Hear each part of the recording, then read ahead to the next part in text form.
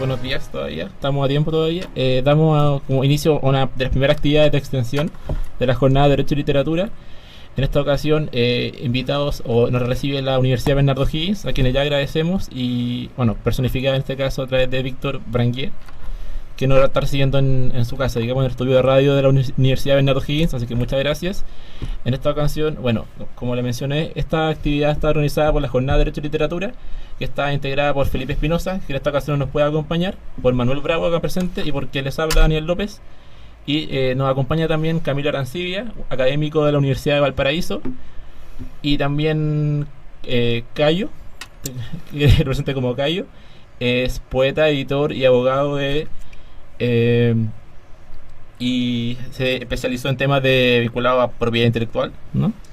Y nuestro invitado estrella en esta ocasión es Manuel de J. Jiménez. Muchas gracias, Manuel, por acompañarnos hoy. Voy a leer una pequeña biografía de Manuel.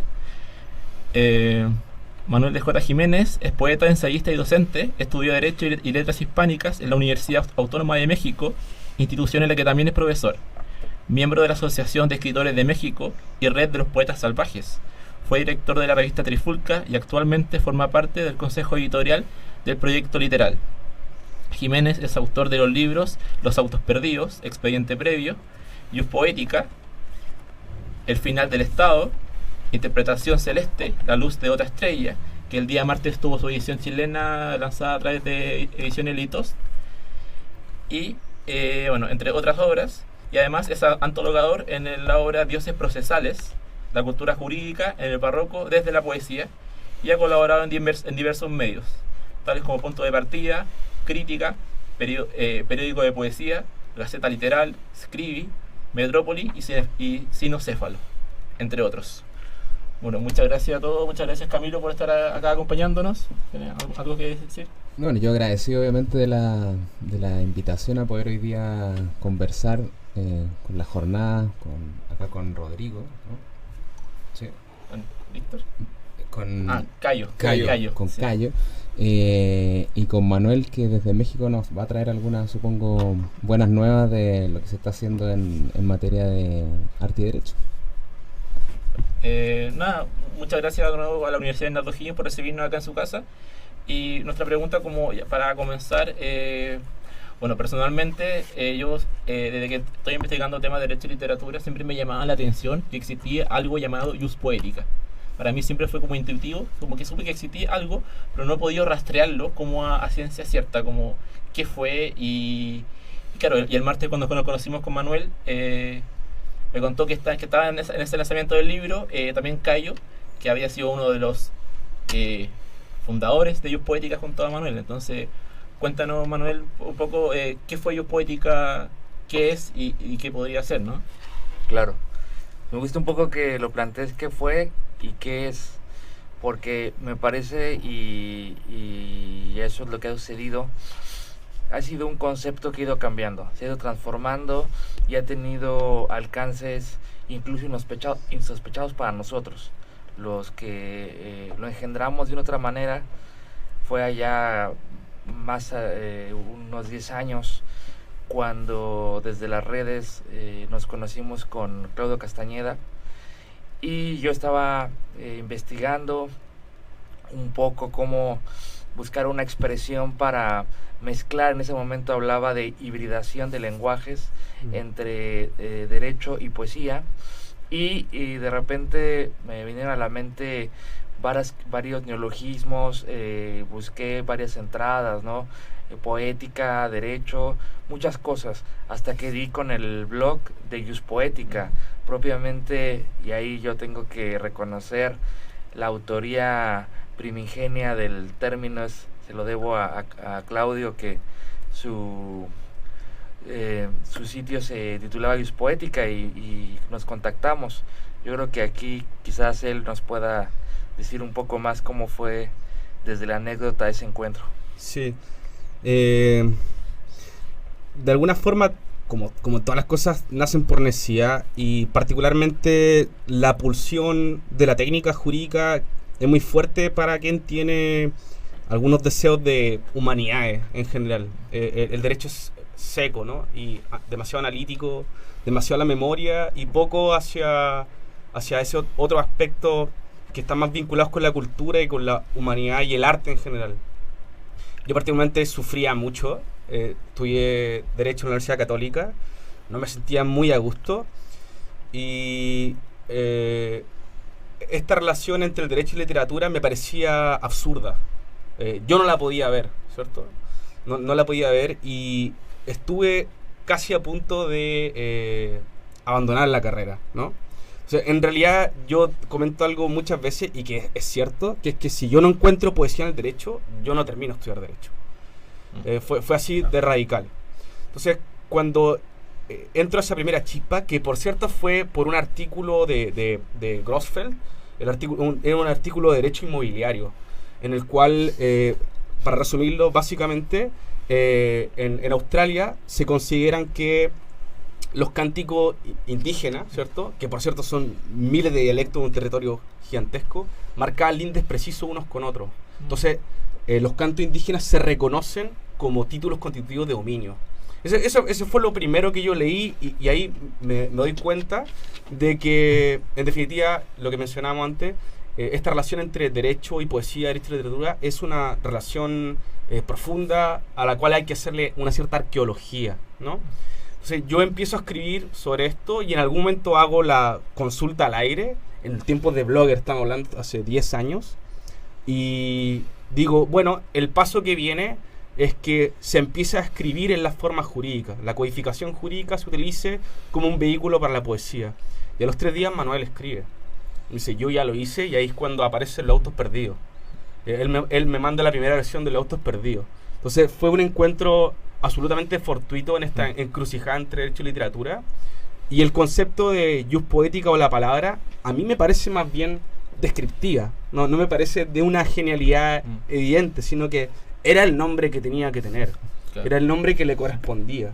En ese sentido solo salió y por eso un poco como que dijimos, bueno, esto se llama así y en realidad caben muchas cosas dentro de los esquemas mentales de la jus poética y luego se fue refinando. Ahí obviamente Manuel tuvo mayor injerencia en ir refinando esa idea y justamente ver este stricto sensu de la jus poética, que es la relación entre la poesía y el derecho, que ahí él puede decir más. Sí, Manuel, cuéntanos un poco de poesía y derecho y también de los autos perdidos, ¿no? Como, claro. ¿Qué fue los autos perdidos? ¿Qué es todavía? Sí, bueno, solamente para redondear un poco lo que acaba de decir Cayo, ya después tuvimos la oportunidad de refinar y de poner en un texto que hicimos a 4 manos, salió publicada en esa revista Studi Hispanici, una revista de hispanistas italianos que se llama Sobre la jus poética. Entonces ahí justamente hablamos de este latus sensu, strictus sensu, ¿no? Que es del modo como se tienen muchas figuras jurídicas, ¿no? Siempre latus sensu, strictus sensu. Entonces un poco fue una parodia de ese tipo de epistemología. Bueno, sobre la cuestión de los datos perdidos, pues justo, y yo lo comenté en la presentación de Televisión Celeste hace un par de días, no lo pude haber imaginado si no hubiese tenido una lectura chilena de la poesía. Si no hubiese yo estudiado y leído a Zurita, a Juan Ramírez Ruiz y que me Juan Luis Martínez, perdón, y que me di cuenta que de una otra manera el peloteo, la interdisciplinariedad podía ser posible, y se me ocurrió, como veía que mucha gente lo hacía con otro tipo de cosas, matemáticas, ciencias, dije, ¿qué tal hacerlo con el derecho? Entonces, según yo, estaba yo haciendo una genialidad. Ya a la postre me di cuenta que eso lo habían hecho desde incluso la antigüedad, y en el siglo XIX y en el XX hay un montón de jus poética.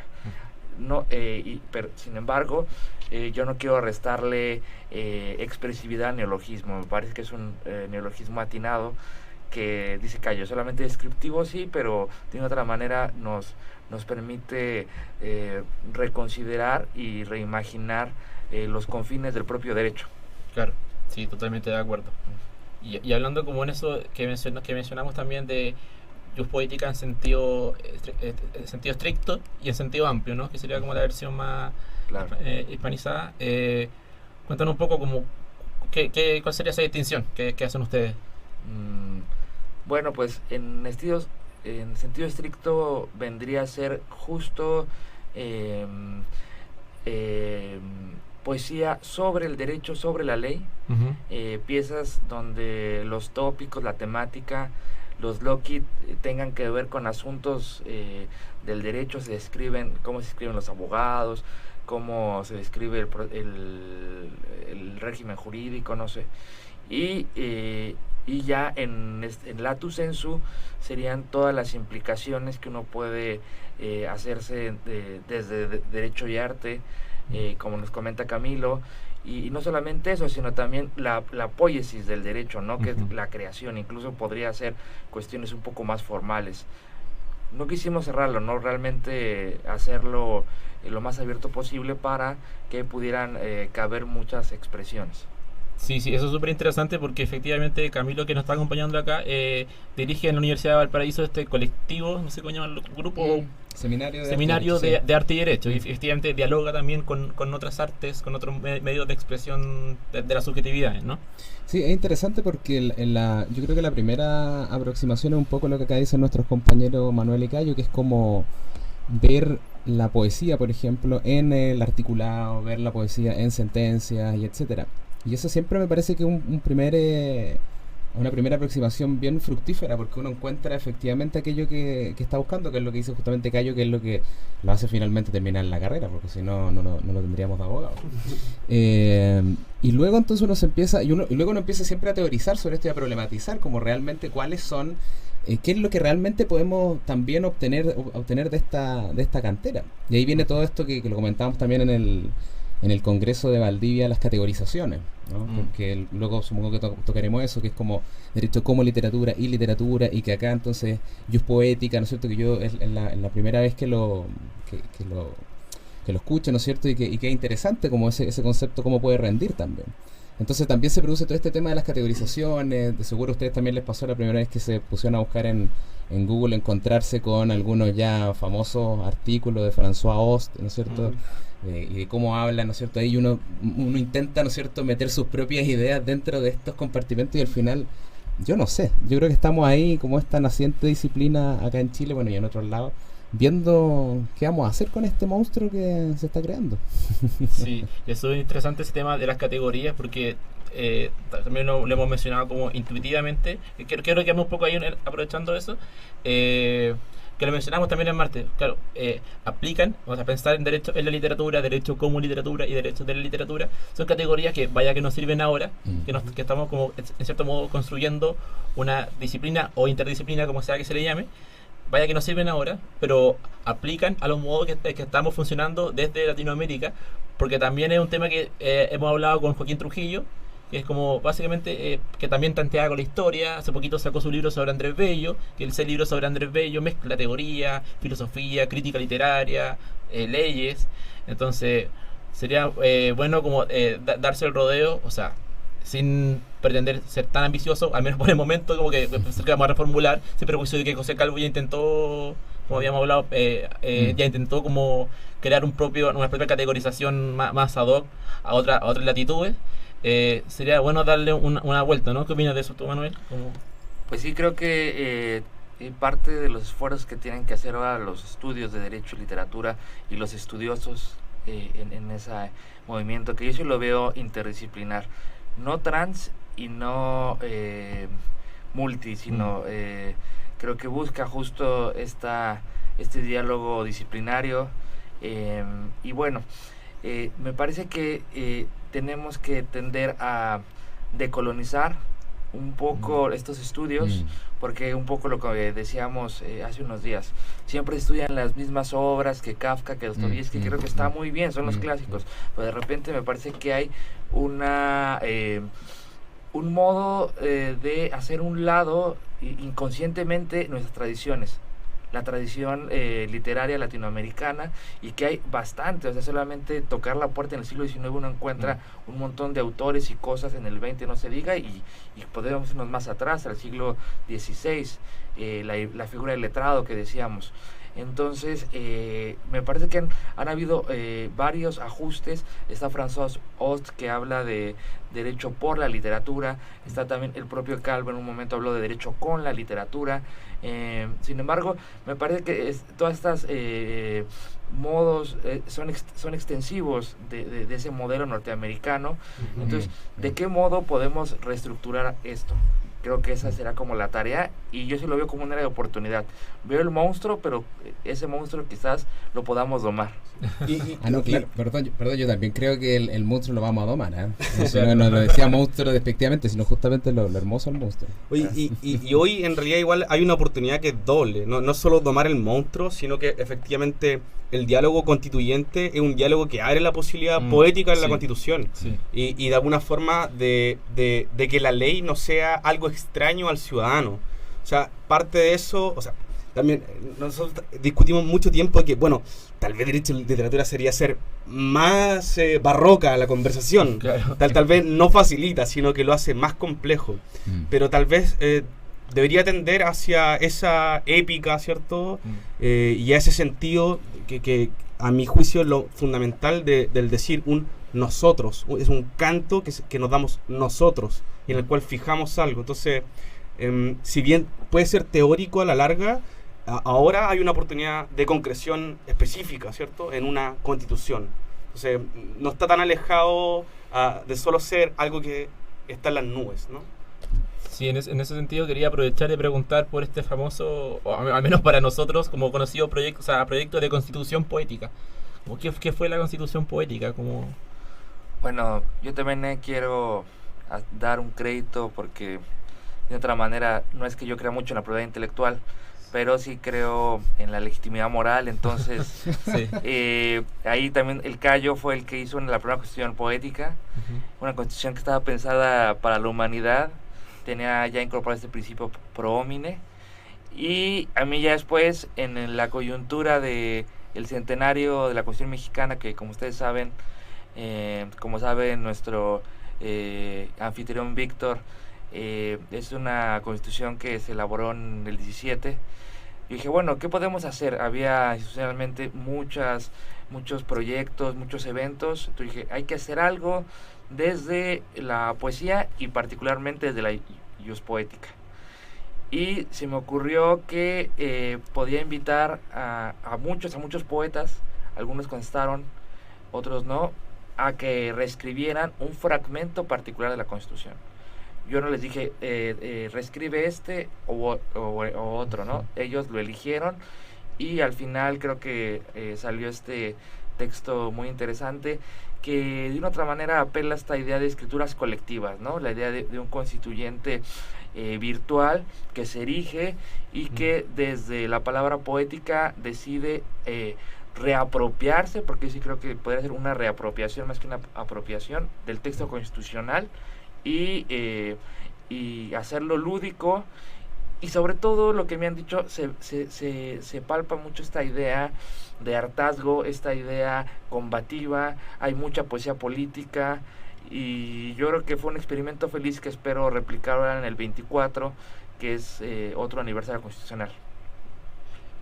¿Y cómo ves tú, ya como ampliando un poco el foco, el estado de Derecho y Literatura en México? Así como a grandes rasgos. Ya, a muy grandes rasgos. Sí, a grandes rasgos. Yo creo que también está en construcción, al igual que en Chile. En el mapeo latinoamericano yo veo, por ejemplo, a los peruanos ya con cierta trayectoria, ya hay algo más consolidado. Nosotros hemos podido incorporar el nuevo plan de estudios de la UNAM, la materia optativa Derecho y Literatura. Hay investigadores que lo hacen, pero hay unos que lo toman como algo, digamos, de moda, algo que suena interesante, otros que sí lo están tomando en serio como una línea de investigación. Entonces, pero no hay muchos, o sea, realmente yo creo que estamos en pañales. Está esto, si a lo mejor en Estados Unidos, en Europa ya tiene una forma más acabada, aquí estamos justo apenas tanteando, estamos viendo esas dimensiones del monstruo, estamos viendo su fisonomía, y yo creo que aún nos falta hacer mucho más trabajo de taxonomía. ¿Tienen alguna...? Tú dices, en Perú está desarrollado por la revista de Derecho y Literatura. La revista que creo Sí. que ya se dejó de hacer. Claro, porque Pero- sí. Sí, pero también hay como publicaciones, he visto que hay editoriales que han sacado cosas importantes de Derecho y Literatura y Derecho y Cine. Entonces creo ya. que, pero en general sí veo el Tribunal Constitucional del Perú también Sí. tiene con este profesor ministro Ramos, Sí, Ramos sí, Núñez. Sí, hicieron una publicación Claro. interesante de Peter Aberle, ¿o no? Sí, Sí, ¿no? y es De una poesía y colección, derecho es una constitucional. colección, entonces Sí, ya. imagínate, desde el Tribunal Constitucional están haciendo cosas de Derecho y Literatura, No, claro. Ujú. ¿no? Sí, sí, sí. Y- Sí, en general en Latinoamérica, no sé, en Colombia, por ejemplo, Andrés Botero. Claro. Bueno, en Argentina, ¿para qué? también sí. En Argentina, para mí, están Sí, sí. bien adelante en este tema. Acaban de instaurar este seminario permanente de Jorge Rollero. Rollero, de seminario permanente de investigación en Derecho y Literatura. Entonces, eso ya son gestos Claro. que sí, políticos también, que se van Exacto. dando en la construcción de un saber. Y tenía otra pregunta, o sea, mi cabeza está como dando vueltas, sobre bueno, pensando de nuevo, volviendo a estas categorías que ya existen, que ya las conocemos, en qué modo entra el expediente judicial y el archivo judicial y las narrativas previamente tal. A tu parecer, ¿qué tiene, o a tu parecer, Manuel, tuyo o de Cayo, digamos, qué tiene que decir acá el expediente, la narrativa, en el área de derecho como literatura, en lo mismo entre ambas disciplinas? Como que, ¿qué pasa ahí, digamos? O en el archivo en el sentido material, como en documento histórico. Yo lo que parece es que creo que hace falta mucho trabajo filológico desde el derecho. Ya. El derecho se ha olvidado de esta posibilidad de leer con otros ojos los expedientes. Sobre todo yo creo que se ha pensado mucho que derecho y literatura está dentro de la filosofía del derecho, y yo creo que está mucho más ad hoc con historia del derecho. Realmente será la disciplina de donde se puede extraer derecho y literatura. No sé tú cómo lo piensas, Cayo, o allá Camilo. A mí lo que me toca particularmente, voy a ser menos riguroso en designar una categorización así. En realidad me interesa la situación del expediente como su propia poética en papeles amarillos, diría yo. Que es como ver miles de historias resguardadas. Yo lo pienso particularmente, yo hice mi práctica en Derecho Familia. Ya. Entonces, eran miles de historias, ¿no? Tengo todavía el recuerdo de las declaraciones de los niños, por ejemplo, en temas de cuidado personal, cuando le hacían escribir y eso se juntaba al expediente. Yo igual tomo esa narrativa específica que me interesan, no tanto como en la filología que menciona Manuel, sino como en sus propias poéticas individuales, donde se acumulan historias. Ese es como el lado que a mí más me interesa, la verdad. Del cual se extrae una forma de hablar de la gente que es más natural, donde se deja en registro, donde la gente hace sus propias narraciones, donde se ve obligada a contar su historia, ¿no? Y de muchas edades distintas. Y también, como puedes ver en esta visión como de Rashomon, que cada uno cuenta su visión de la historia, para el cual el juez tiene que ver, ¿cierto?, la visión completa. Esa visión del expediente es la que más me interesa a mí. Y pienso que particularmente en los tribunales de familia se podrían extraer, ¿cierto?, una narrativa, unos cuentos, ¿cierto?, que no se podrían ver de ninguna otra forma, y que no hay narradores que podrían articular esas voces sino viendo su expediente. Eso es lo que a mí más me interesa, la verdad. Con esta potencialidad narrativa del expediente, ¿no? Así es. Sí. Sí, interesante. Es lo que también está estudiando, bueno, Antonia Torres con Daniela Catino, ¿no? El proyecto de archivo en dictadura, justamente. Bueno, y también nuestro anfitrión, en este caso Víctor Renguera, ha explorado este tema como de la potencialidad narrativa en su publicación acá. Fue su tesis doctoral, ¿no? Saber hacer y decir en justicia. Ah, Que bueno. está como explorando como el expediente ya como un campo el expediente judicial y como un campo de acción política, como que hay unas estrategias como discursivas Claro. de quienes no en principio no manejan, o del Lego, digamos, como las estrategias del Lego también como para construir su propio saber o hacer verbalizar su propio saber en la materialidad del expediente, que también es todo un nicho que, claro, como decía Cayo, es difícil anclarlo como en esta categoría, pero como para ir como más pedagógicamente entendiéndolo, como sería como esta área como específicamente de derecho como literatura, ¿no? Ajá, claro. Perdón, y es interesante porque fíjate que lo que ha pasado con los crímenes de la dictadura sí. es que como ahora bueno, todavía siguen en proceso muchos de esos delitos, la gente en realidad se está, o por lo menos se va a contentar de una u otra manera con que haya quedado en la historia de los tribunales de justicia que efectivamente se cometieron violaciones a los derechos humanos. Porque lo que está pasando también es que los imputados son también personas que ya tienen una avanzada edad, entonces no deja de ser, digamos, relevante la importancia simbólica de esa sentencia, ya no solo en temas de justicia, sino en temas de historia, o sea, de cómo va a quedar narrada la historia en esa sentencia judicial. Ese me parece que es y ahí como bien dice Manuel, ahí hay que hacer un trabajo que también lo ha hecho José Calvo, justamente a propósito de la narrativa que se está utilizando y cuáles son las estructuras que se utilizan, que es también algo que se está haciendo en Brasil justamente. La narratología a propósito de ¿cómo se llama la revista? Anamorfosis. Anamorfosis, de la red de literatura y derecho y literatura de Henriette Caram y su hijo, que es André Caram Trindade. Así que ahí yo creo que eso es interesante. Y con respecto a lo anterior, como de qué punto de vista uno ve los posibles acercamientos, yo creo que, bueno, los acercamientos a la literatura, al derecho, literatura, arte y derecho, o le queramos llamar en realidad, son desde diferentes áreas, yo creo. Yo creo que se puede hacer de la filosofía del derecho, se puede hacer desde la filosofía también. Y me parece que estamos en un momento como para justamente, yo creo, conversar acerca de eso, acerca de cómo nos vamos a empezar a hacer cargo de esto y desde qué punto de vista. Súper, sí, o sea, esas son como las reflexiones que me interesaba tener. Veamos un poco los libros que trajeron, chicos. Como... Sí.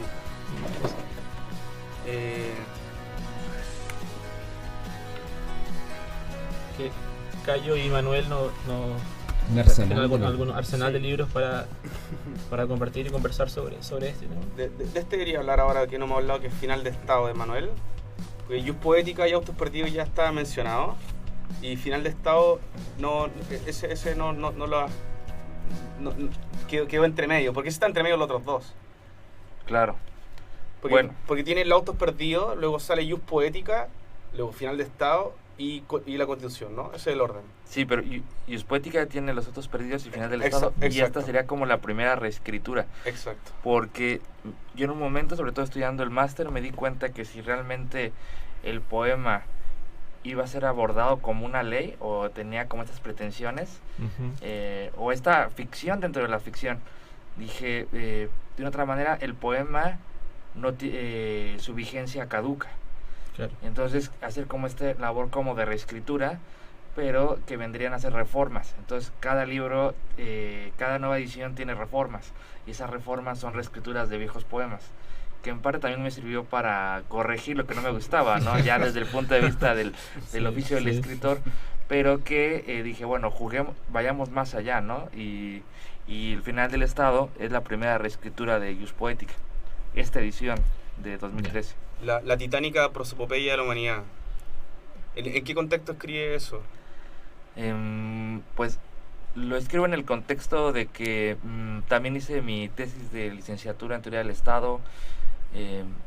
Realicé un estudio sobre monográfico del estado de excepción y se me ocurrió justo pensar épicamente al Estado.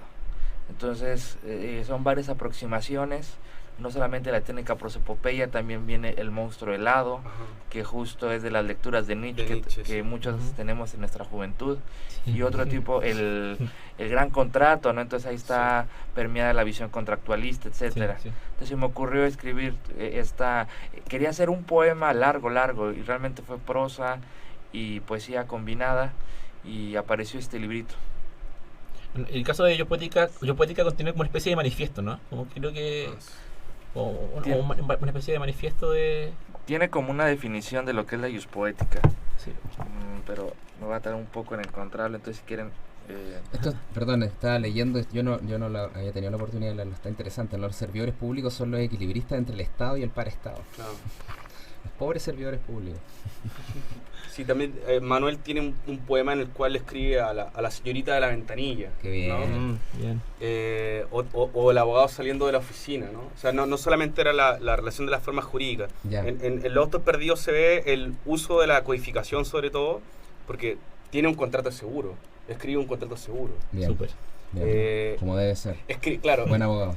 Claro, me tenía que asegurar. Se tenía que asegurar y escribir un contrato de seguro. Y también es el contrato leonino, ¿no? Claro. Ah, eso Entonces, lo estuve viendo. es Sí, yo, León, el león. ¿cierto? que suena ahí. Ella, Manuel, encontró ya. Ya. Bueno, esta fue una definición que hizo hace más de 10 años, entonces habrá que ver si todavía nos funciona. Todavía aplica. Ius Poética, rama del derecho que estudia la poesía como ley cosmogónica, conjunto de normas de derecho imaginario, técnica poética de coalición de lenguajes, poder del poeta para ser soberano en sus escritos, derecho a experimentar la poesía de las formas jurídicas, derecho a incorporar en la poesía formas jurídicas, código ético de un abogado que escribe poemas, método de construcción del derecho y la ciencia política, jurisprudencia del vacío, escritura del delirio institucional. Buenísimo. Mira Muchas que bien. gracias. Claro, como decías tú al principio, siempre es como, o sea, a mi parecer aplica, ¿no? Pero siempre he sentido, porque, bueno, retomando como lo que mencionábamos hace un rato, en mi caso, cuando yo descubrí Ius Poética, me sonaba como historia, así como, oye, estos fueron como los precursores en Derecho y Literatura, pero claro, fue hace 10 años, entonces Sí. como, siempre como es importante como preguntándose como por la vigencia de esto, pero fueron 10 años, o sea, nada. Así es. Yo quería hacer ahí, a propósito de la definición de Manuel, y de nuevo volviendo un poco a lo constituyente, pero Sí. quería hacer esta idea. En algún momento yo me quedé, esto es una cita que sale a propósito de 100 años de soledad, la verdad, que trataba de definir, bueno, qué es lo que es esto de la Ius Poética, y yo en realidad pensaba que era el juego, este juego de palabras de el poder de la palabra y la palabra de poder, que era lo que me parecía que representaba todo. Y luego llegué a esta otra idea en base después ya leyendo a Grant Morrison, un guionista de cómics, y mago, junto con Alan Moore. Entonces, claro, me puse a pensar también la relación entre el derecho y la magia, en realidad.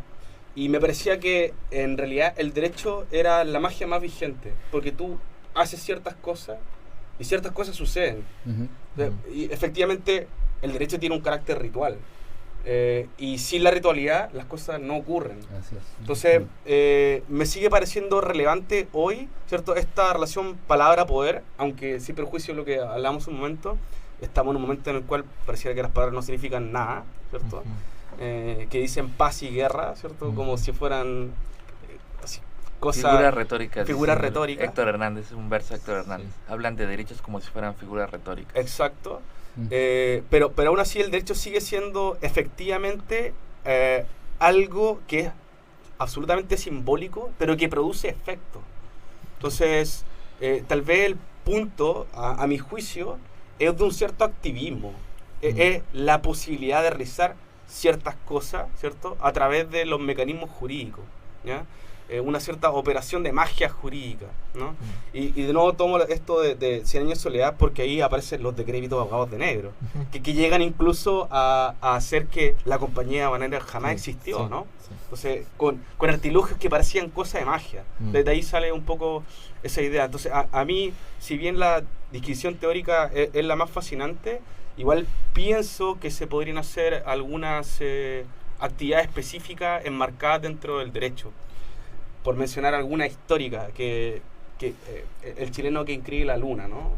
¿Cierto? que es poética. Se dice por ahí que el gobierno de los Estados Unidos le pidió permiso, creo que era un rancagüino el que la pidió. Pero ¿qué se podría hacer hoy en esos aspectos, ¿no? En el cual lo simbólico finalmente afecte lo real. Pasa que el derecho, a mi parecer, también construye sus propias ficciones. En este caso, Emilia Jocelyn Holt y Joaquín Trujillo en el libro que publicaron hace a mediados de año, Ficciones Jurídicas, en el lanzamiento del libro, como reflexionaron un poco sobre esto, como tomaron como ejemplo paradigmático: el derecho se presume conocido por todos. Ajá. ¿Qué mayor ficción jurídica Sí. es eso, digamos? Como en ese sentido, entre lo simbólico, como tú lo mencionabas tú, en el terreno de lo mágico y lo simbólico. Como que el derecho se va a construir, o sea, es una verdad jurídica, digamos, Ajá. que es muy distinta a la verdad empírica de que vemos en el día a día, digamos. El derecho se va construyendo también su propio relato y sus propias construcciones simbólicas, ¿no? Y eso es interesante porque además se entronca con lo que decía Rancière, esto de que las ficciones, ¿por qué nos sirven las ficciones? Porque bueno, ahí está pensado todo lo posible y luego nosotros podemos observar esas ficciones y ver entonces cómo procedemos luego en la realidad. O sea, por eso es importante, digamos, la literatura, metiéndonos, ¿no?, en ese tema, el arte, etcétera, para el derecho, porque ahí está pensado toda la posibilidad. Y luego, bueno, usted hojeará, ¿no es cierto?, esas novelas, cuentos, etcétera, y verá qué nos podría servir efectivamente para nuestra realidad. Nos pusimos bien como aristotélicos, como la historia el terreno de lo que ocurrió y la poesía el terreno de lo posible, de lo que podría haber ocurrido, ¿no? Exacto. Eh, Que perdón, Sí. y que no deja de ser interesante Sí. a propósito de lo que decía Cayo, de esto de las palabras, ¿no es cierto?, que generan algo, que es justamente lo que se está discutiendo, ¿no es cierto?, en materia constitucional, pues. ¿Qué es lo que va a suceder con esas palabras? ¿Van a generar algo? Claro. O sea, realmente que diga ahí que el artículo, bueno, no sé si será el 19 o tenés que estudiar todo de nuevo el derecho, Ajá, parece, claro. tanto que nos costó y ahora de nuevo. ¿Qué van a decir esas palabras? Si efectivamente van a tener un correlato, si se va a hablar Sí. de derecho económico, social, etcétera, van a tener un correlato con la realidad, no va a ser palabra vacía, como decías tú, citando a Héctor Hernández, va a ser figuras retóricas simplemente. El terror de lo programático se instala, Claro, o sea, de claro. una constitución programática, ¿no? Exacto. Y efectivamente muchas veces las críticas que pueden haber decir, ya mira la constitución ecuatoriana o la boliviana, que son Ajá. constituciones que uno diría, wow, sí, ¿no? Mm. Pero bueno, hay que cotejar eso. ¿Qué rendimiento tiene? Claro. Yo creo que a propósito de la Constitución boliviana, de la Constitución ecuatoriana, que también en el marco del socialismo marca esta tendencia del nuevo socialismo latinoamericano, Ujú. y también citando a un autor que ya acá lo mencionó Camilo, Peter Heberle, creo que algo que tiene que cumplir la Constitución es por lo menos un quantum utópico, ¿no? Que se puede ver desde los preámbulos, pero me parece que también en el articulado mismo. Ujú. O sea, podemos decir que, por ejemplo, en la Constitución mexicana, toda familia tiene derecho a una vivienda digna y decorosa, pues de repente hay un trecho entre la palabra jurídica y el hecho, Claro, ¿no? claro. Pero, sin embargo, es una directriz, no es una directriz, y si de repente las constituciones pueden ser leídas como una novela colectiva, o a lo mejor un texto que puede ser muy idealista, pero me parece que son necesarias esas cláusulas que a lo mejor no se han concretado, pero que muestran una dirección clara, ¿no? Sobre esta es una idea también muy decimonónica hacia dónde quiere ir el pueblo. Claro. O sea, la Constitución puede ser como esta especie de directriz o de norte, pero también puede ser un cerrojo, ¿no? Como que es lo que También. estamos viendo ahora, Sí, como que también. puede ser una cárcel, ¿no? Sí. Y tú tienes también un artículo sobre el testamento como voluntad poética. Ese, Sí. si no recuerdo, ese es el título, o no sé, Sí, si no la palabra sí. unas palabras exactas, pero Sí, va sobre eso, ¿no? Como sí, que, va sobre eso. ¿cuál es como tu tesis en este texto? Que no, yo llegué como al título y a la presentación como Ya. en video, pero no como al sustento del... Ese texto se me ocurrió porque yo sobre todo me he dedicado más a la poesía, y en mis lecturas de los poetas latinoamericanos me di cuenta que siempre había un poema que se llamaba testamento o legado, o que había este ejercicio de que el poeta escribía un poema que tenía que ver con su última voluntad.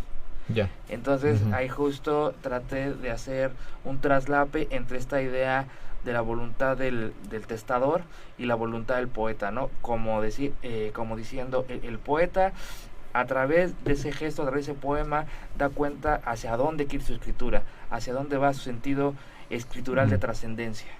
Entonces, más o menos por ahí iría la tesis, o sea, jugar analógicamente con estos conceptos, la voluntad del testador y la voluntad poética. Ya en un punto de vista más formal, una voluntad poética que, bueno, no es de que se vaya a abrir una sucesión a través de un poema, Claro. pero de una otra manera, desde el punto de vista del lector, opera como da cuenta de la última voluntad, ¿no? ¿Cuál es la última voluntad de Cinto Vitier, cuál es la última voluntad de otros poetas.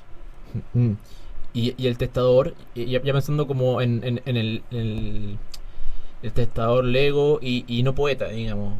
O sea, lo pienso como retomándolo con el tema un poquito ya habíamos mencionado del archivo, del documento en su materialidad, ¿no? Como un testador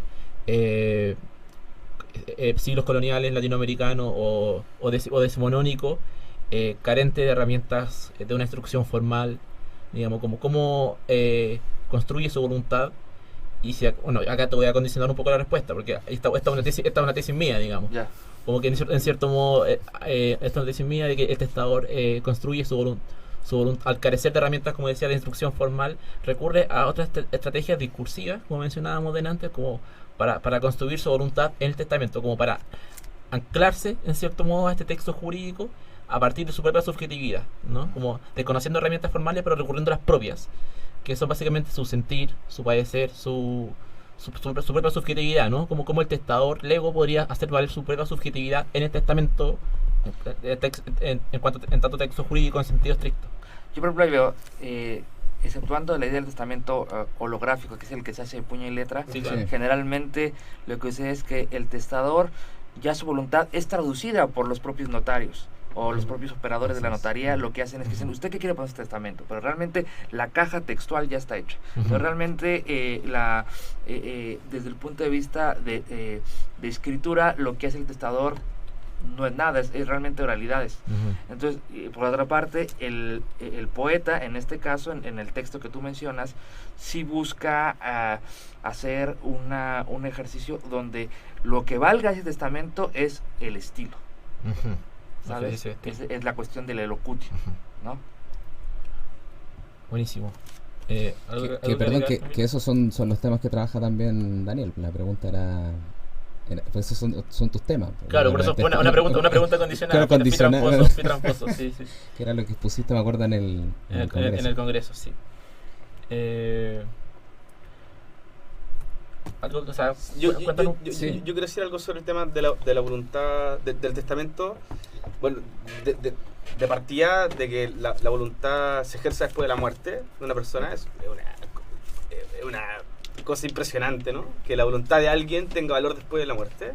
Claro. Pero hay una razón adicional que me interesa de la voluntad, ¿cierto? Como generadora de efectos, sobre todo en derechos de autor, donde la voluntad del autor es muy relevante y donde las posibilidades de la voluntad del autor pueden modificar la obra y pueden condicionar la obra. Estoy pensando, por ejemplo, ahora en el caso de las tesis. Sí. Donde, por ejemplo, se establezca, esta obra no la pueden bailar hombres. Que puede ser un ejercicio de voluntad absolutamente legítimo bajo el Estatuto de Derecho de Autor. Uno podría crear las cláusulas más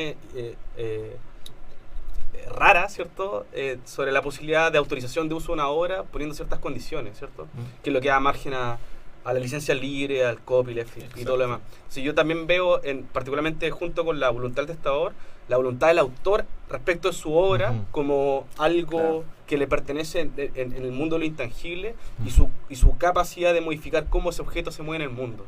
Ese es otro contrapunto que me parece relevante, de nuevo, conectándolo con el concepto de voluntad, ¿no? Con la voluntad del testador, la voluntad del autor.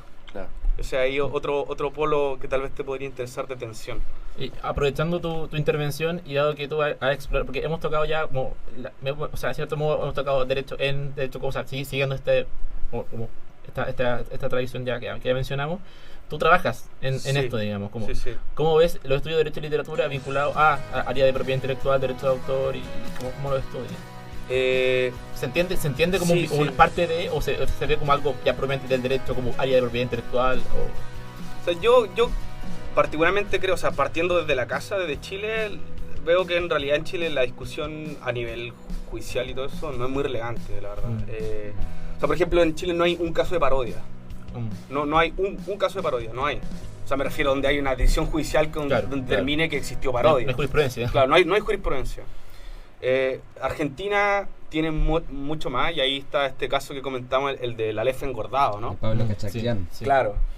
Y efectivamente el derecho de autor plantea hoy una serie de problemáticas que son en este vértice de esta crisis que nosotros estamos viendo, que es una crisis que tiene que ver de lo análogo a lo digital, ¿cierto? Y que tiene que ver de la concepción de la propiedad de la tierra, ¿cierto? Sí. A luego a lo intangible, ¿no? Porque lo intangible no existe en ninguna parte, en realidad. Este caso de Borges, ¿cierto? Bueno, un poco para reseñarlo brevemente, básicamente que este autor, ¿cierto? Reescribe el Aleph, ¿cierto? Lo dobla en palabras, ¿cierto? Y luego la sucesión de María Coama, ¿cierto? Lo demanda, ¿cierto? Por plagio. Y creo que la última revuelta de esa es que finalmente gana María Coama, ¿no? Pero casos como ese se están dando de otra forma. Y puedo mencionar otro caso adicional, que a mí me parece súper interesante porque está absolutamente en los bordes y no tiene solución, que es el caso de Barquira, por ejemplo. El caso de Barquira es una obra colectiva, un poco para que se dimensione la implicancia, ¿no? Es una obra colectiva, ¿cierto? Donde hay muchos autores, y lo que hacen es un mashup entre Akira, de Katsuhiro Otomo, y Los Simpsons. Ya. Entonces, todos los personajes de Los Simpsons los vuelcan hacia Akira y ocupan la estética de Los Simpsons para volver a ser Akira. Entonces, ustedes pueden revisar en internet, ¿cierto? Y en las preguntas de Barquira hay una pregunta que dice, ¿es esto legal? Y la respuesta es, no sabemos. Claro. Entonces, ese es un poco el dilema a lo que se enfrenta hoy el derecho a autor y también cuáles son sus relaciones con lo literario. Mencionábamos también hace un rato el caso, por ejemplo, de la Constitución actual de Chile, ¿cierto? Con las reformas del 2005, firmadas por Ricardo Lagos, Claro. es un caso evidente de la muerte del autor, en el cual solo le cambian la firma y se supone que el documento es distinto. Entonces ahí el concepto de autoría es un concepto que está hoy en tensión, porque no alcanzamos y aparte que es un concepto moderno, el concepto de autoría de partida es un concepto romántico moderno, claro, pero que hoy está en disputa. Y el campo final de batalla cultural hoy está ahí. Nosotros en la balanza de pagos cultural estamos en pérdida, ¿cierto? Nosotros recibimos cultura extranjera, pero no exportamos cultura. Claro. Y hoy todo se mide en intangible. O sea, me voy a otro campo, patente de invención, que también hay otra narrativa ahí, por cierto, después les voy a mostrar, hay una patente que escribió una gringa con un grupo que se hizo una exposición y se llama, la mayoría de las patentes parten método y aparato para, este es método y aparato para obtener el amor, ¿ya? Y una obra pictórica y filosófica, y está registrada como patente actualmente. Entonces, también la narrativa específica de una patente son interesantes. A lo que quería llegar ahí es que, por ejemplo, si tú miras patentes de invención en un mapa global, Latinoamérica no representa ni el 1% del patentamiento mundial. Entonces también todo lo que son estas obras de intangible, obras que en realidad son de reproducción, que no aspiran a la lógica de la materialidad, está todo eso en disputa hoy. Y frente a una cultura que no es una cultura tanto de consumo, sino que es más bien de creación y consumo y remezcla. Entonces ahí hay cosas que hay que tensionar también y que no están del todo resuelta, sobre todo en economías como la nuestra, que son más bien extractivas, donde no generamos ideas, ¿cierto? Donde hace 40 años dijeron, no, nuestra industria textil no es competitiva, bueno, y por eso no tenemos diseñadores de moda, no tenemos marca, no vendemos nuestras cosas, ¿no?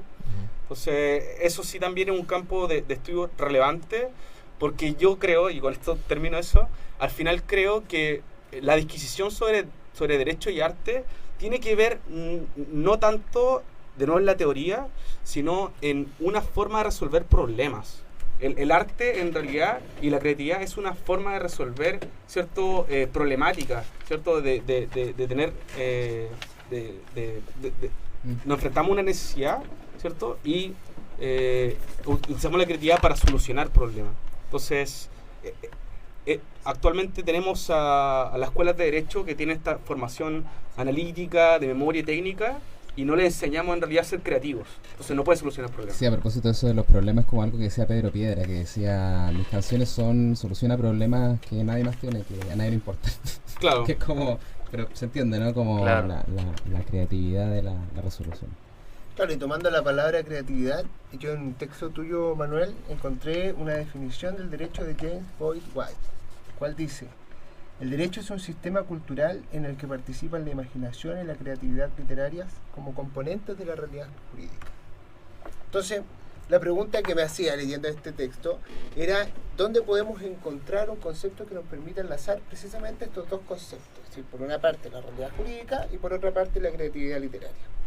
Y, digamos, reflexionando, preparándome para esta entrevista, encontré el concepto de caudillo, muy propio de Latinoamérica, Claro. el cual es un envase jurídico, el cual su componente principal ha sido precisamente construido por la literatura. Entonces, nosotros vemos actualmente ahora la discusión del populismo político, de Chávez, de Evo Morales, de Ortega, de Manuel José López Obrador, y todos que los caudillos, que los populismos, pero no existe una definición jurídica del caudillo, sino que existe una definición literaria, la cual se ha ido construyendo en el tiempo y que ahora prácticamente se ocupa como si fuera una definición política.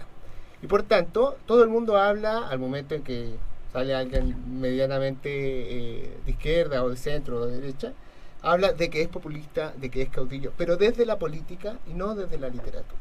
Entonces, mi pregunta es en dónde tú también ves este tipo de fenómenos, donde existe un envase jurídico con un contenido literario o bien un envase literario con un contenido jurídico. Donde se genera esta mixtura para responder a la pregunta, bueno, ¿de qué sirve el derecho y la literatura? ¿En qué me sirve a mí para interpretar a la realidad? Claro. Solamente una acotación sobre lo de caudillo, también lo vería en caudillo y en la figura del dictador. O sea, la figura del dictador, si bien tanto caudillo como dictador remiten más a un léxico politológico de la ciencia política, teoría política, también no podemos obviar toda la tradición de la novela del dictador latinoamericana, ¿no? En un momento un montón de narradores se volcaron y escribieron una novela del dictador o parodiaron. En el caso de México tenemos a Jorge Ibargüengoitia que tiene una que se llama Maten a León, que uno se caga de risa. Y por otro lado, lo que tú me dices, yo creo que esto de derecho literario es una revisitación. Estamos realmente tocando cuestiones medievales del Renacimiento, del Barroco. Yo, por ejemplo, lo podría ver en la figura de la glosa o del escolio, que esa es una técnica, es un gesto que nace primero desde la literatura, ¿no? Están los textos y que hacen los glosadores, empiezan a describir, a apuntar ciertas cosas estos textos para el ámbito bíblico, para un montón de hermenéuticas. Y después el derecho toma ese modo de explicar esa fuente y ese género también de explicar y de sociabilizar el derecho en parte, o por lo menos transmitirlo, y ahí se ve cómo esto que nace en un ámbito literario pasa al derecho, ¿no? Y el derecho después ya lo tecnifica ya hasta el punto de la jurisprudencia, que no es la jurisprudencia sino una glosa, un escolio a un enunciado normativo, ¿no? Y hablando de esa tecnificación del derecho, ¿cuál es el espacio en el cual el derecho puede entrar a penetrar en la literatura? O bien, cómo la literatura, hasta qué espacio puede llegar a penetrar al derecho, porque uno establece y dice, bueno, el derecho se expresa básicamente mediante una norma. Entonces, la norma es la palabra escrita y ambas disciplinas ocupan el mismo recurso, que es la palabra escrita. Entonces, el involucramiento va a ser total, puede ser absoluto. No, yo creo que, y ahí justo desde los gringos, yo tomo con muchas cuidado, con pinzas, la intersección derecho como literatura. ¿Por qué? Porque hay que entender que son discursos diferentes. O sea, jamás vamos a poder homologarlos, ¿no? Mucha gente de repente que no tiene la sensibilidad de ese derecho literario, no, pero ¿cómo va a ser eso? Es algo raro, es una tontería. ¿Qué se les ocurre a estos chicos, no? Sobre todo maestros más tradicionales, que me imagino que aquí en Chile hay bastantes. Sí, total, está lleno. Entonces, yo creo no, por supuesto, o sea, hay que considerar que los fines, los objetivos discursivos son diferentes, ¿no? Sin embargo, pues sí tienen cuestiones en común, que es, tú dices, la cuestión de la palabra, ¿no?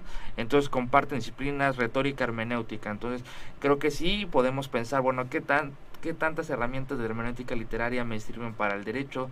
¿Qué tanto, por ejemplo, lo que comentaba, ¿no? Los estudios narratológicos, toda esta visión narrativista del derecho, pues podemos echar mano bastante, ¿no? De la teoría literaria, y ir pensando esta idea, bueno, la sentencia como un modo de contar una historia, ¿no? Y también desde la teoría del caso, ¿no? Que es lo que han hecho sobre todo los gringos, ¿no? Entonces me parece que sí pueden haber lazos, vasos comunicantes, pero nunca va a ser pleno, nunca vamos a poder, salvo en la poesía, que yo creo que en la literatura sí se puede realmente llegar a una cuestión límite, casi de quiebre. El derecho, tú sabes, formas, fondo, etcétera, todo este tipo de acotaciones y de disciplinamiento que nos van haciendo, ¿no? Pero que de una manera ahí también está también la magia del derecho, ¿no? La magia también es forma, porque la forma te permite crear otra persona, que es lo que decía Cayo, ¿no? Estas fórmulas que parecen perlocutivas, que son mágicas y que te permiten crear actos jurídicos, ¿no? Embestir a alguien, ¿no? Entonces, Claro. pero eso también se hace gracias a la forma. Entonces la forma también hunde y salva el derecho, paradójicamente. El ritual sostiene algo que incluso puede ser contraproducente. Perdona. ¿Tú qué piensas, Sí, Camilo? sí, no, que a propósito de lo que decía Manuel, esto de los profesores más antiguos, yo me acuerdo que cuando nosotros propusimos el electivo de Derecho y Literatura, en el optativo de Derecho y Literatura en la Escuela de Derecho de la Valparaíso, una profesora me dijo, qué bien, Camilo, ahora entonces los niños van a leer y escribir mejor. Y yo así, bueno, ¿cómo te explico, no es cierto, que es un poquito más ambicioso que eso? Pero mira, si partimos de ahí ya todo bien, también tampoco podemos entrar en conflicto inmediatamente. Por lo menos no te dijo que no. No, un completo apoyo, la verdad es que un completo apoyo, pero ese Sí, comentario sí. fue notable y muy decidor de lo que Claro. se piensa que es todo esto, ¿no? Que es como, bueno, los niños van a leer novelas, ¿no? Claro. Y qué bueno, porque en el fondo los resta de derecho, y la verdad es que no, pues justamente se trata de cómo hacemos el entrecruce, Sí. ¿no? Y sabes Y- que eso, verdad más, eso se hace mucho, yo creo que eso también es herencia de justo la cultura ya venida menos de letrado, que era los abogados quieren la literatura, pero para decir soy muy culto, Exacto, Claro. exacto. soy muy versado en novelas, no conozco a estos autores, he leído esto, pero no se piensa el enlace. Exacto, exacto. Pero también, Sí. o sea, si vamos más lejos, se rastrea en Platón, pues, la decisión, ¿cierto? La La claro. la expulsión de los Los poetas de la poetas, República sí. es la base, de alguna forma, de esto. Bueno, sí, esa novelita y la literatura como un juego, en realidad, ¿no? Como no algo que informa a la cultura ni que es parte de. No, y que al contrario la distorsiona, eso es lo que dice Platón, pues ese es el gran problema, que la distorsiona. Pero es sintomático esa, mira, y es curioso, ¿no? Porque en todas partes esto del abogado oculto, ¿no? El abogado que lee novelas, Claro. ¿no? Pareciera que ese fuera el único, la única posibilidad, que algo que también decía Ángel Osorio, el alma de la toga, Claro, ¿no? Que sí. decía, ustedes tienen que leer novelas, ¿no es cierto? Que bueno, es una primera aproximación, digamos, pero Sí.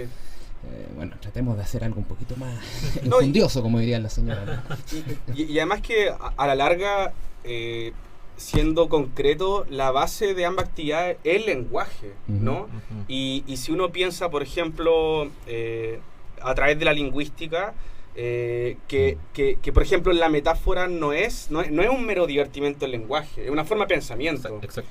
Entonces, y el derecho está lleno de metáforas, ¿no? La primera que se me viene a la mente, bueno, la noción del pater familia es una noción, ¿cierto?, literaria. Luego está esta de Maquiavelo, que tú mencionabas el año pasado cuando estuve en tu clase, No me acuerdo. la del barco, que él dice que también renuncia él renuncia a la metáfora Maquiavelo, pero para explicar una institución utiliza una metáfora, que es Claro. la del barco en la tormenta, creo que era. Pero creo que es Saavedra Fajardo. Ya, Saavedra Fajardo, un diplomático español del siglo XVII, que tiene esta obra extraordinaria que se llama Empresas Políticas. Ya. Entonces es una literatura emblemática y se apoya mucho para las enseñanzas que se le debe dar al príncipe en metáforas. Ujú.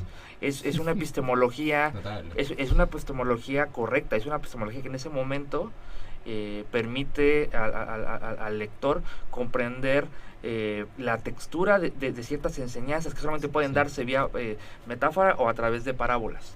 Sí. Ahí me gustaría como entroncar un poco con la inevitable justicia poética de Martha Nussbaum, porque es un tema que salió en el Congreso, porque claro, la tesis a grandes rasgos de Martha Nussbaum es la importancia de la formación a través de una novela en humanidades, y es como, es tan así, digamos, es tan bueno que, o sea, es tan... para posicionar en un pedestal moral a la literatura, como en un pedestal formativo de seres humanos, básicamente, Claro, de seres humanos buenos. Y luego si efectivamente produce ese efecto, ¿no? O sea, primero si la literatura tiene eso, y luego si efectivamente produce ese efecto. Yo tengo severas dudas si recorremos las bibliotecas de los dictadores latinoamericanos, si efectivamente, o de Adolfo Hitler, ¿no es cierto? Si efectivamente trajo buenas cosas, ¿no? O si le corresponde a la literatura. No, bueno, evidentemente. Claro. No, claro, evidentemente. Yo creo que no le corresponde, y yo creo que tampoco lo produce, digamos. Sí, o sea, sí puede producir acercamiento, empatía en algunas personas, claro, pero también como te lo puede producir otras cosas también. Sí, esa es la verdad del asunto. Yo la verdad, en cuanto al libro de Nussbaum, cuando lo leí, la verdad dije, wow. Claro, y cada vez he sido más escéptico, ¿sabes? Porque esta idea del juez literario, como bien dice nuestro colega, de repente, pues sí, está bien que el abogado... yo lo que rescato es lo que apunta Nussbaum, ¿no? Que la generación como de empatía, ¿no? Quizás sí, de repente ciertas novelas te pueden permitir un desdoblamiento, ¿no? De a lo mejor del juzgador, que puede palpar o sentir lo que podría sentir el reo, ¿no? Pero yo creo que también eso se puede poner en duda, ¿no? Sin embargo, poner en la palestra o sobre la mesa del derecho la idea de las emociones, yo creo que eso es un acierto de Nussbaum, ¿no? Nunca hablamos de emociones en derecho, ¿no? Nunca, siempre todo son valores fríos. Bueno, y otra, uno ya llevamos un tiempo vuela cuando uno habla de lo que le gusta, y quería saber como, ¿y ahora qué? Digamos, hemos hablado hablamos el martes como qué pasa en Latinoamérica con derecho a literatura, hacer una especie de catastro de todo lo que estamos investigando estos temas, como cómo se puede, porque ya detectamos, o sea, hemos detectado que estamos en un momento como, mencionaste que en México está en construcción, como en Perú, que puede ser un referente también, en Argentina también, tenemos Chile, tenemos Brasil, entonces ¿qué pasa como para Latinoamérica ahora, de aquí para adelante, digamos? ¿Cuál es el futuro de esto, digamos? ¿Qué pueden intuir? ¿Qué se puede intuir? Yo creo que se deberían de conectar los esfuerzos. También sí es una imagen muy bolivariana, pero yo creo que en muchos en muchos casos, como pasa con otras disciplinas, con otras áreas, no va a suceder. Pero yo sí creo que hace falta una revista especializada de Derecho y Literatura en Latinoamérica. Estaba la peruana, que dejó de existir, está la de los colegas brasileños, André Caram, pero no hay una, ni siquiera en estas invenciones jurídicas que se habla mucho en la UNAM, en el instituto, etcétera. No, la gente, y con todo el respeto a la gente, no hay ningún investigador que trabaje Derecho y Literatura de manera sensata. Entonces me parece que creo que eso podría venir a la puerta, ¿no? O más bien por ahí empezaríamos como ir si se quiere, no institucionalizando, pero sí profesionalizando los estudios de Derecho y Literatura. Sí. ¿Sabes? Más o menos eso no pasó en el Congreso, como que uno se va detectando como la gente que está como en sintonía, como que la gente que va... ¿Qué opinas tú, Cayo? Yo de nuevo, a mí lo que más me interesa es que tú decías decolonizar hace un rato, pero en realidad me parece que la labor de traducción, me refiero ante el lego, ¿cierto? Es lo que tiene mayor relevancia, porque el derecho no debería ser, el derecho se debería pensar desde el colegio, o sea, me refiero a la formación jurídica, debería existir desde el colegio, debería ser parte de la educación cívica. Sí, claro. Porque el derecho de alguna forma debe apelar al sentido común y a algo a lo cual podemos llegar, ¿no?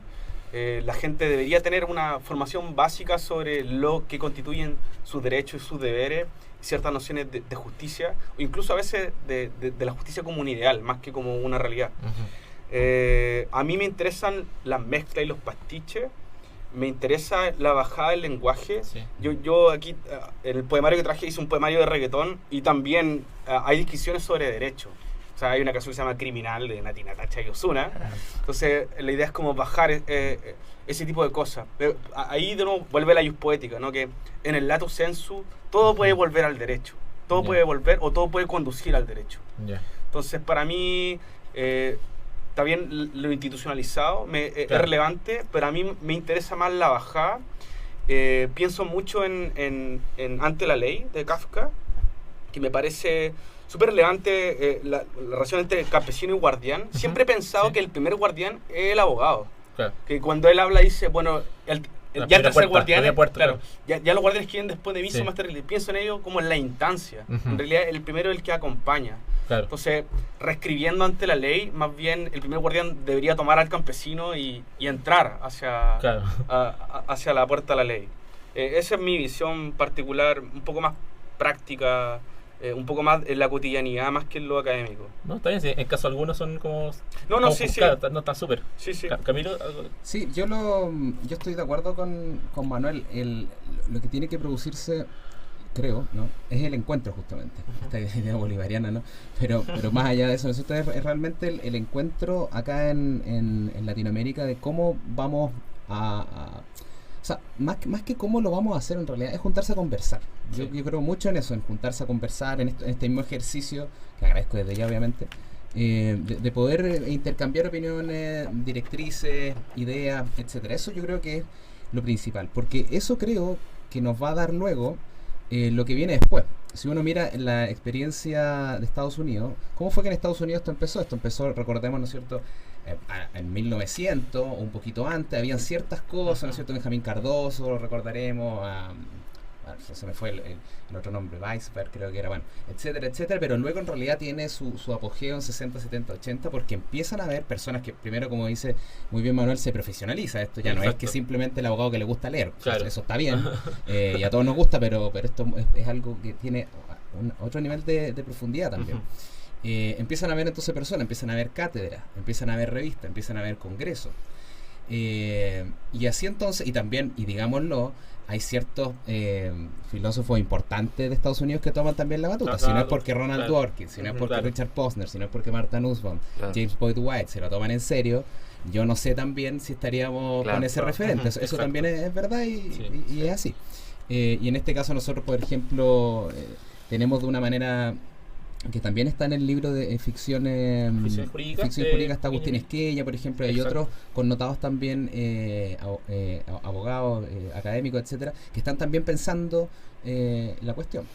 Y quizás para poner la pelota en el piso, yo creo que efectivamente una revista, digamos, que tenga ese carácter, a mí me parece que es lo que hay que hacer ahora a continuación, porque si no, me parece que no vamos a ver cómo podríamos...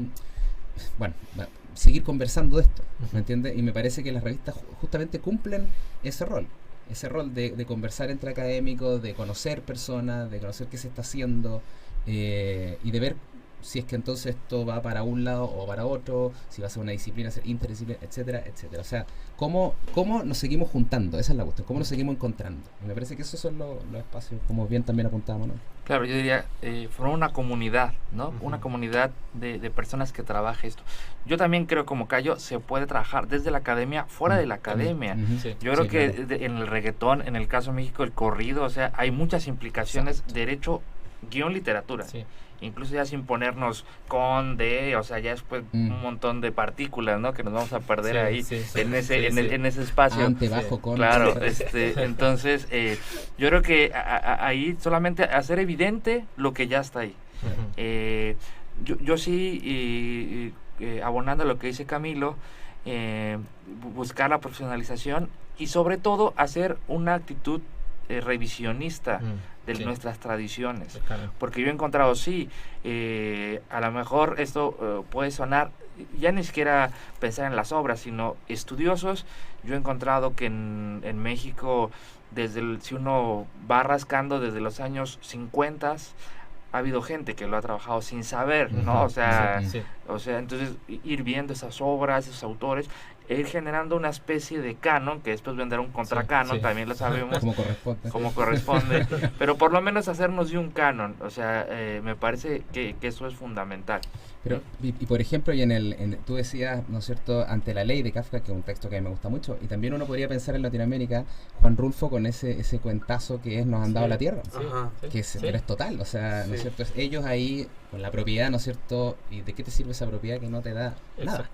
¿No es cierto? Bueno, ahí hay, digamos, Hay un más campo, ideas. es que esa es la gracia, como estar como comenzando o asomándose a este Exacto. campo que se está construyendo, que todo es posible y hay mucho por hacer. Entonces todo la agenda es muy grande, ¿no? Exacto. Nada, yo creo que estamos, bueno, agradecemos a Camilo Arancilla, que nos está acompañando desde España y desde Valparaíso, de la Universidad de Valparaíso. Suena bien eso. Sí, Claro. claro. Mire, solo para esto y me devuelvo Claro. en 5 minutos más. Gracias a usted en todo caso. Agradecemos a Cayo por su participación, y especialmente a Manuel de J. Jiménez, que fue nuestro invitado en esta ocasión. Bueno, tampoco nuestro invitado, fue como nuestro invitado al podcast. Y claro, especialmente también a nuestros dueños de casa, a la Universidad Bernardo Higgins, a Víctor Banguer, que nos acogieron para tener esta conversación. Nada, esperamos que no va a quedar un producto acá, va a quedar un registro para que después lo intentemos difundirlo entre nuestros propios como mini comunidades de derecho y literatura. Y eso, muchas gracias a ustedes. No sé si... Yo también agradezco a la universidad, agradezco a Víctor, agradezco a los colegas. Camilo, un gusto. A Cayo, ya 10 años de conocerlo. Y sobre todo quiero agradecerles a ustedes. Creo que este esfuerzo de las jornadas, desde el colectivo que están empezando a tocar puertas en diferentes universidades, ver fondos, proyectar una revista, tomárselo en serio. Yo creo que parafraseando ese gran libro Taking Right Seriously, Sí, sí. esto también hay que tomárselo en serio, ¿no? Sí. Y no que quede como un divertimento, porque creo yo, es la visión, en general, esto como un divertimento, Sí. también como una cuestión también muy academicista, donde es la especialidad de la especialidad de la especialidad. Ajá. Entonces, darse cuenta que no, que simplemente hay que ponerse otros lentes, Exacto. ¿no? Gracias, chicos. Bueno, todos agradecidos.